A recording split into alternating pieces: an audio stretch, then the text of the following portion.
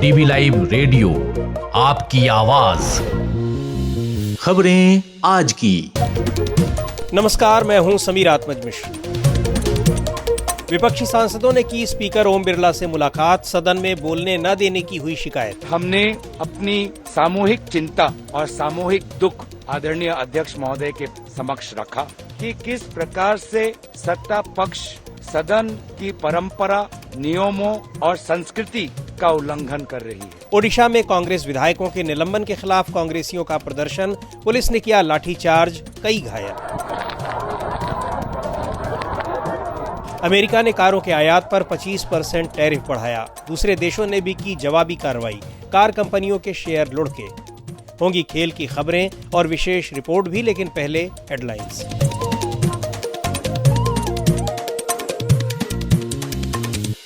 Headlines के साथ मैं हूं अतुल सिन्हा। लोकसभा में इमिग्रेशन बिल पास, गृह मंत्री अमित शाह बोले, देश धर्मशाला नहीं, बांग्लादेशियों से सख्ती से निपटेंगे। वैध कागजात नहीं होने पर होगी कानूनी कार्रवाई। ममता पर फेंसिंग के लिए जमीन नहीं देने का आरोप। कांग्रेस अध्यक्ष मल्लिकार्जुन खड़गे का दावा, भाजपा और संघ के खिलाफ सड़क से संसद तक छेड़ेंगे लड़ाई। जिला इकाइयों की बैठक में खड़गे का ऐलान। एलॉन मस्क की नीतियों से नाराज अमेरिका और यूरोप के लोगों ने जलाई 100 से ज्यादा टेस्ला कारें। मस्क कर रहे हैं टेस्ला को भारत लाने की तैयारी। 2025 में अब तक मस्क को 11 लाख करोड़ का नुकसान। यूक्रेन के राष्ट्रपति जेलेंस्की ने दिया पुतिन के खिलाफ खतरनाक बयान, बोले जल्द ही होगी पुतिन की मौत, तभी खत्म होगा युद्ध। कहा रूसी राष्ट्रपति अमेरिका यूरोप के गठबंधन से डरते हैं। और दक्षिण कोरिया के जंगलों में लगी भीषण आग, 27 से ज्यादा लोगों की मौत। मृतकों में ज्यादातर 60 से 70 साल की उम्र के लोग। आग की वजह से हजारों लोग हुए विस्थापित। डीबी लाइव रेडियो पर आप सुन रहे हैं खबरें आज की। लोकसभा में स्पीकर और विपक्षी सांसदों के बीच टकराव कम होने का नाम नहीं ले रहा है। विपक्षी इंडिया गठबंधन के घटक दलों के नेताओं ने आज लोकसभा अध्यक्ष ओम बिरला से मुलाकात की और सदन में नेता प्रतिपक्ष राहुल गांधी को बोलने न देने के मुद्दे पर अपनी सामूहिक चिंता से उन्हें अवगत कराया। विपक्षी सांसदों ने और भी कई मुद्दों पर स्पीकर को अपनी शिकायतों से अवगत कराया और इस बारे में एक पत्र भी सौंपा। विपक्षी सांसद स्पीकर ओम बिरला पर लगातार उन्हें बोलने से रोकने के आरोप लगाते रहे हैं। पूरी जानकारी के साथ हैं अंशिता। बुधवार को स्पीकर ओम बिरला की नाराजगी और फिर नेता प्रतिपक्ष को दी गई नसीहत के मुद्दे पर विपक्षी सांसदों की नाराजगी कम होती नहीं दिख रही है। दरअसल ओम बिरला किस बात पर नाराज हुए और नेता प्रतिपक्ष का जिक्र क्यों किया, इस बारे में सभी हैरान थे। इन सभी शिकायतों को लेकर विपक्षी सांसदों का एक शिष्टमंडल आज स्पीकर से मिला और उन्हें अपनी शिकायतों की जानकारी दी। कांग्रेस नेता गौरव गोगोई ने बताया, आज सुबह इंडिया अलायंस का एक डेलीगेशन शून्यकाल के समय में आदरणीय अध्यक्ष महोदय से मिले। एक चिट्ठी हमने स्पीकर महोदय को दी जिसमें और भी विभिन्न इंडिया अलायंस के नेताओं का हस्ताक्षर है, जैसे कि आरएसपी और शिवसेना का।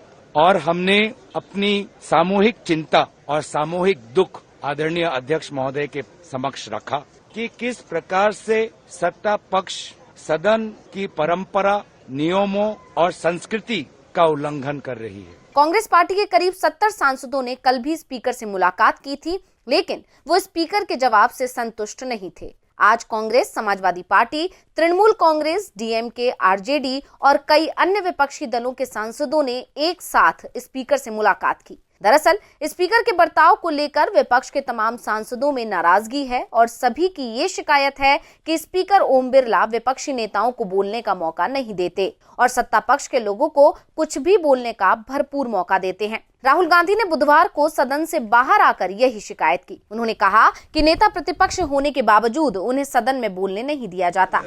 लीडर ऑफ ऑपोजिशन को एक कन्वेंशन है कि बोलने दिया जाता है। जब भी मैं खड़ा होता हूँ मुझे बोलने नहीं दिया जाता है। तो पता नहीं मतलब ये किस प्रकार से हाउस चल रहा है, जो हम कहना चाहते हैं हमें कहने नहीं देते हैं। मैं बिल्कुल शांति से बैठा था, मैंने एक शब्द नहीं बोला, ठीक है। और पिछले मतलब 7-8 दिन में मुझे बोलने नहीं दिया, मैंने कुछ नहीं बोला है। डेमोक्रेसी में ऑपोजिशन की जगह होती है और सरकार की जगह होती है। यहाँ पे ऑपोजिशन की जगह है ही नहीं।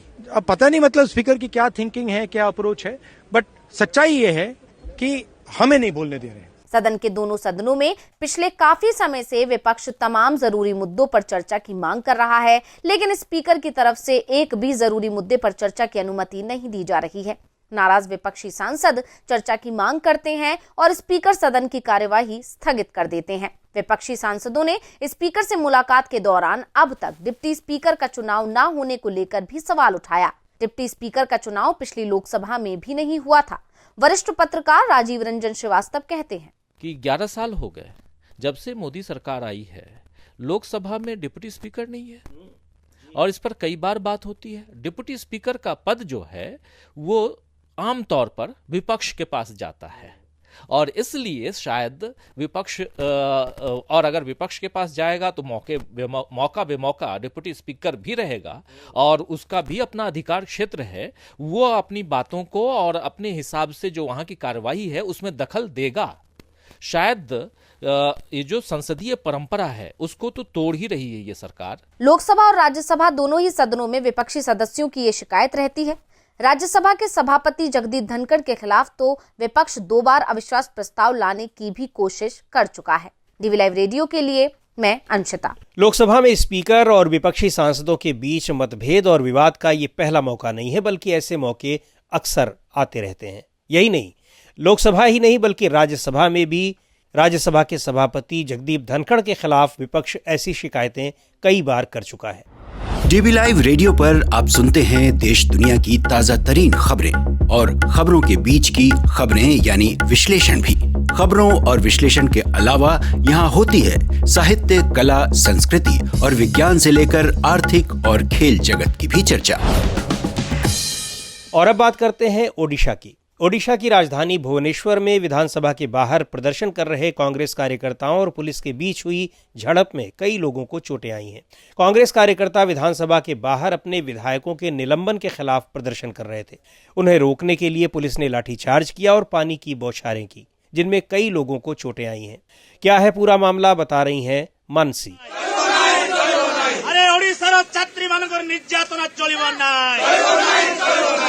ओडिशा में पिछले 3 दिन से चल रहा सियासी तूफान आज तब ज्यादा तेज हो गया जब विधानसभा के बाहर प्रदर्शन कर रहे कांग्रेसी कार्यकर्ताओं को वहां से हटाने के लिए पुलिस ने बल प्रयोग किया।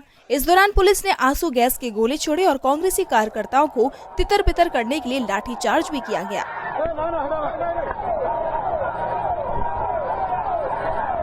हजारों की संख्या में विधानसभा के बाहर पहुंचे कांग्रेस कार्यकर्ता विधानसभा से 14 कांग्रेस विधायकों के निलंबन के खिलाफ प्रदर्शन कर रहे थे।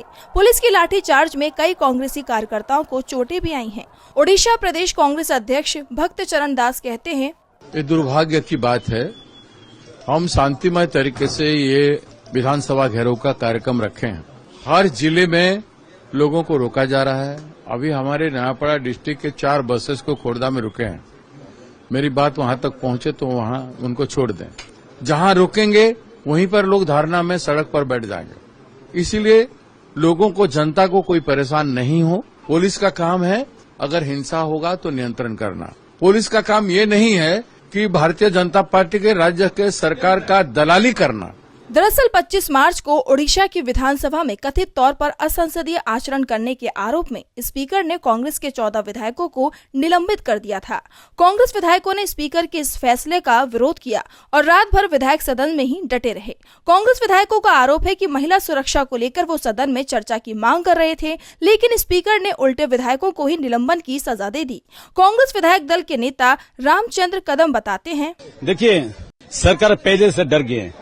हम 14 से 80 विधायक जो सरकार में वो है, सरकार में जो रहने वाले जो विपक्ष का विधायक लोग समझाएंगे, बुझाएंगे, हाउस चलने के लिए मदद करेंगे, लेकिन सरकार में जो रहने वाले हो वो सरकार अंधा भी बहरा भी है और शासन पे और नहीं दुस्ता है। वो जितना आप जो भी हम बोले हैं इन लोगों को दिखाई नहीं दे रहा है, अंधा कानून है। विधायकों के निलंबन के बाद ओडिशा के कांग्रेस प्रभारी अजय कुमार लल्लू ने ऐलान किया कि 27 मार्च को विधानसभा का घेराव और विरोध प्रदर्शन होगा। पुलिस ने आज के प्रदर्शन को रोकने की भरपूर कोशिश की, लेकिन इस कोशिश ने कार्यकर्ताओं के गुस्से को और भी ज्यादा भड़का दिया। पे प्रोटेस्ट देख रहे हैं, महिलाएं यहाँ पे बहुत सारे जिले से यहाँ पे महिलाएं यहाँ पे उपस्थित है हम लोग ये प्रोटेस्ट करने के लिए चाह रहे हैं कि मोहन सरकार को ये जताना चाहते हैं कि यहाँ पे महिलाएं सुरक्षित नहीं है।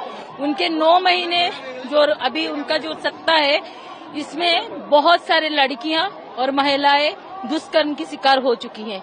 10वीं में पढ़ने वाली लड़की डिलीवरी करती है। तो हमारा क्वेश्चन ये था कि महिलाएं सुरक्षित नहीं है, उनके लिए उन्होंने क्या किया गया है। ओडिशा में पिछले साल लोकसभा चुनाव के साथ ही विधानसभा चुनाव भी हुए थे, जिसमें भारतीय जनता पार्टी ने पूर्ण बहुमत के साथ पहली बार सरकार बनाई थी। कांग्रेस पार्टी का आरोप है कि बीजेपी सरकार बनने के बाद से ही महिलाओं के खिलाफ अपराध बढ़ गए हैं। इसी मुद्दे पर कांग्रेस विधायक चर्चा की मांग कर रहे थे। 147 सदस्यीय ओडिशा विधानसभा में कांग्रेस के 14 विधायक हैं। डीबी लाइव रेडियो के लिए मैं मानसी। आप सुन रहे हैं डीबी लाइव रेडियो, आपकी आवाज। डीबी लाइव रेडियो पर आप सुन रहे हैं खबरें आज की। अमेरिका के राष्ट्रपति डोनाल्ड ट्रंप ने टैरिफ को लेकर एक और महत्वपूर्ण घोषणा की है।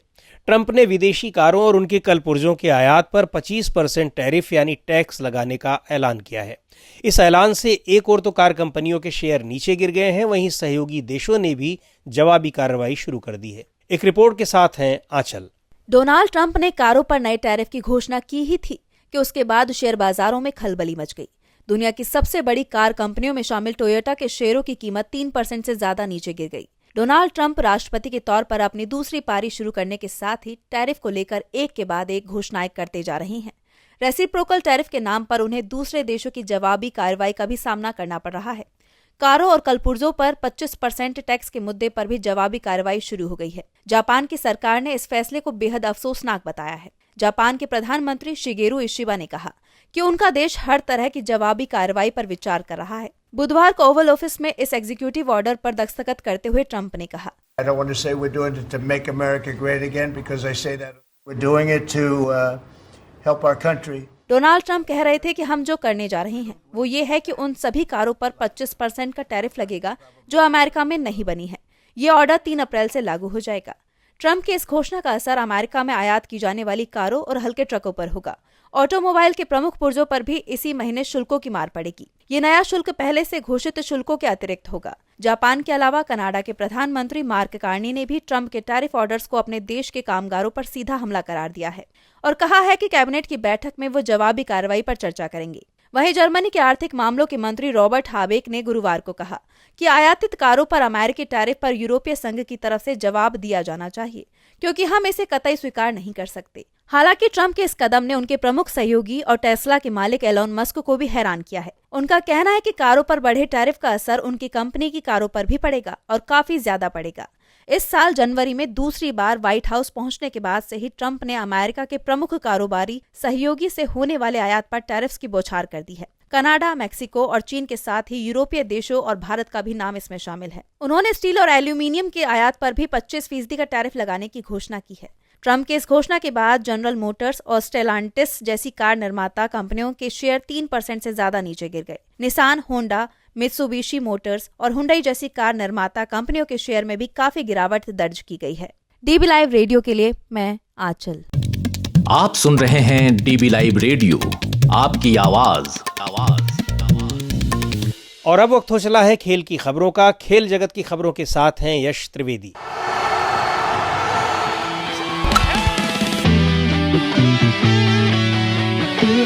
आईपीएल 2025 की शुरुआत के साथ ही युवा क्रिकेटर वैभव सूर्यवंशी चर्चा का केंद्र बने हुए हैं। महज 13 साल की उम्र में राजस्थान रॉयल्स ने उन्हें ऑक्शन में 1 करोड़ 10 लाख रुपए की भारी भरकम राशि में खरीदा था, जिसने सभी का ध्यान अपनी ओर खींचा। इस युवा प्रतिभा को लेकर उम्मीदें तब और बढ़ गईं, जब टीम के मेंटर राहुल द्रविड़ ने संकेत दिया था कि वैभव सीजन में डेब्यू कर सकते हैं। हालांकि मौजूदा नियमों के अनुसार 13 साल की उम्र में उन्हें खेलने का मौका नहीं मिल सकता था और अब 27 मार्च 2025 को वैभव ने अपना 14वां जन्मदिन मनाया है। वैभव का जन्म 2011 में हुआ था, उसी साल जब भारत ने 28 साल बाद वनडे विश्व कप जीता था। राजस्थान रॉयल्स ने अब तक आईपीएल 2025 में 2 मैच खेले हैं, लेकिन वैभव को अभी तक प्लेइंग 11 में जगह नहीं मिली है। टीम की शुरुआत बेहद खराब रही और वो दोनों मुकाबले हारकर अंक तालिका में सबसे निचले पायदान पर पहुंच गई है। पहले मैच में 23 मार्च को सनराइजर्स हैदराबाद ने राजस्थान को 44 रनों से हराया, जबकि दूसरे मैच में 27 मार्च को कोलकाता नाइट राइडर्स ने 8 विकेट से मात दी। कप्तान संजू सैमसन पहले 3 मैचों में टीम का हिस्सा नहीं है, लेकिन उनकी अनुपस्थिति में भी वैभव को मौका नहीं दिया गया। टीम का अगला मुकाबला 30 मार्च को चेन्नई सुपर किंग्स के खिलाफ गुवाहाटी में होगा, जहां प्लेइंग 11 में बदलाव की संभावना जताई जा रही है। वैसे वैभव की प्रतिभा किसी से छिपी नहीं है। बाएं हाथ के इस बल्लेबाज ने 12 साल की उम्र में फर्स्ट क्लास क्रिकेट में डेब्यू किया और रणजी ट्रॉफी में सबसे कम उम्र के खिलाड़ियों में शुमार हुए। बिहार के लिए खेलते हुए उन्होंने इतिहास रचा। 2024 में ऑस्ट्रेलिया की अंडर 19 टीम के खिलाफ भारतीय अंडर 19 टीम में शामिल वैभव ने महज 58 गेंदों में शतक जड़कर एक नया कीर्तिमान स्थापित किया, जो भारतीय अंडर 19 क्रिकेट का सबसे तेज शतक है। उनकी इस उपलब्धि ने क्रिकेट जगत में हलचल मचा दी थी। हालांकि आईपीएल में वैभव का इंतजार अभी खत्म नहीं हुआ है। राजस्थान रॉयल्स की लगातार हार के बाद टीम मैनेजमेंट पर दबाव बढ़ रहा है। ऐसे में ये देखना दिलचस्प होगा कि क्या 14 साल के वैभव को चेन्नई के खिलाफ मौका मिलता है या नहीं। उनकी प्रतिभा और रिकॉर्ड को देखते हुए फैंस को उनसे काफी उम्मीदें हैं, लेकिन टीम की रणनीति और परिस्थितियां ही उनके डेब्यू का फैसला करेंगी। यश त्रिवेदी, डीबी लाइव रेडियो।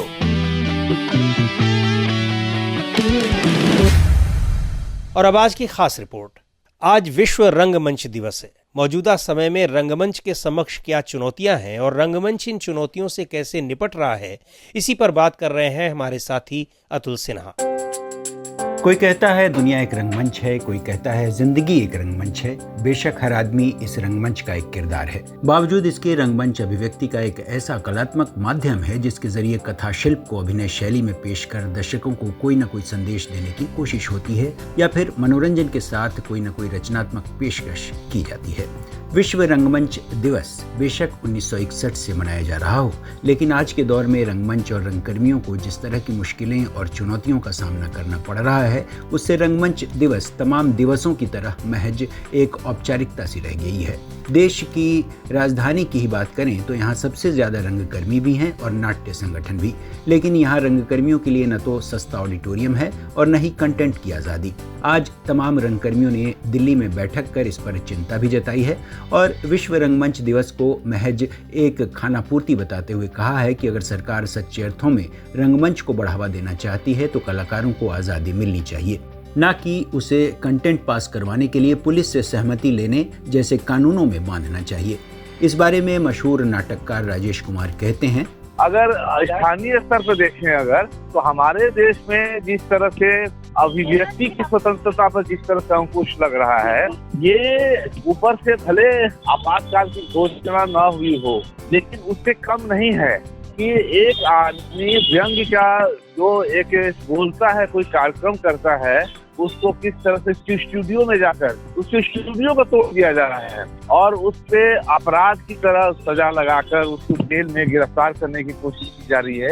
ये भले एक दृष्टांत है, लेकिन ये सभी के लिए है लगभग कि आप अगर इस तरह की कोई भी सरकार के खिलाफ या कोई भी तो है जो समाज में उलट पुलट है, उसके प्रति आपने जो व्यंग्य का सहारा लेंगे तो हमारा बहुत समाज असहिष्णु हो गया है। यहाँ अगर कोई नाटक करना चाहे, अगर तो नाटक करना चाहे तो कहाँ नाटक करे भाई? आप देखेंगे कि ऑडिटोरियम नहीं है।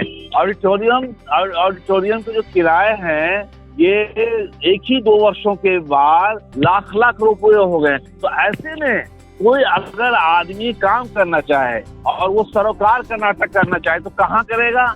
वैसे विश्व रंगमंच दिवस के मौके पर त्रिवेणी कला संगम ने एक बड़ी पहल की है और देश के तमाम रंगकर्मियों से बेहतर नाटक मंगवाए। इनमें से चुने हुए 9 नाटकों का प्रदर्शन हो रहा है। कलाकारों को मुफ्त ऑडिटोरियम और सारे शो भी दर्शकों के लिए मुफ्त हैं।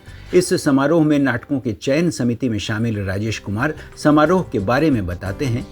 ये त्रिवेणी कला संगम का जो यह नाट्य समारोह है, ये दूसरा है। पिछले वर्ष से ये शुरू हुआ था। ये त्रिवेणी कला संगम और उनके वो हैं जो देखभाल करते हैं और बहुत सारे कुछ लोग जो ऐसे देश भर से जुड़े हुए जो लोग हैं, उन लोगों ने इसकी जरूरत को समझा और एक सहयोग, उनके परस्पर सहयोग से ये आयोजन ये दूसरे वर्ष में है। इसमें दिल्ली एनसीआर के जितने रंगकर्मी हैं, उन लोगों ने अपने अपने नाटक भेजे और लगभग 100 से ऊपर जो इसमें प्रतिभागियों के आवेदन आए, उसमें से हम लोगों ने जो जूरी के लोग थे 6-7 लोग, उन लोगों ने 15 नाटक इसमें से छांटे।